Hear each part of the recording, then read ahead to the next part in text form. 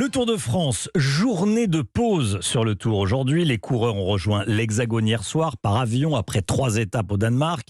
Et si les routes françaises restent les plus emblématiques de la grande boucle, les cyclistes engagés ont été agréablement surpris par la ferveur des Danois. Bonjour Axel May. Bonjour, oui. C'est ce que l'on retient de ce week-end danois, de ces 3 jours au Danemark pour les cyclistes. Les plus anciens du peloton se souvenaient du grand départ de Yorkshire où des millions de supporters, j'ai bien dit des millions, s'étaient massés sur chaque kilomètre du parcours. 8 ans plus tard, les Danois ont réservé au Tour un accueil qui rappelait ce grand départ anglais. Et les étapes ont été moins stressantes que prévu pour les coureurs, le vent qu'ils craignaient ayant été remplacé par un grand et chaud soleil. La traversée du pays scandinave fut tout de même éprouvante, nerveusement, comme l'explique à Martin Lange, le coureur Aurélien Paré-Peintre. Les étapes sont pas très dures physiquement, mais mentalement c'est très difficile. Hier, il y a tellement de public, niveau concentration et stress, c'est vraiment très élevé.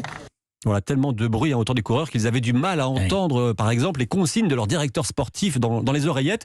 Aux premières loges, Gilles Maignan, il conduit, vous savez, la voiture rouge, celle du directeur de l'épreuve, Christian Prudhomme. Écoutez-le. La chose que je retiens, c'est qu'au-delà du fait qu'il y ait beaucoup de monde, c'est que les gens sont hyper respectueux. Ils ne sont pas sur la route, ils sont bien sur le côté. Ils applaudissent, il n'y a aucune... comme on peut le voir sur certains territoires, certains spectateurs un peu alcoolisés et parfois qui dépassent un peu les bornes. Là, franchement, les gens sont contents d'avoir le Tour de France, je crois. Ce que j'ai trouvé assez exceptionnel, il y a des drapeaux, mais des grands drapeaux danois partout. Je ne sais pas combien de grues j'ai vu, des grandes grues avec des drapeaux immenses en l'air, comme ça tu ne peux pas les louper. Donc j'ai quand même aperçu quelques drapeaux bretons. Les Bretons sont partout.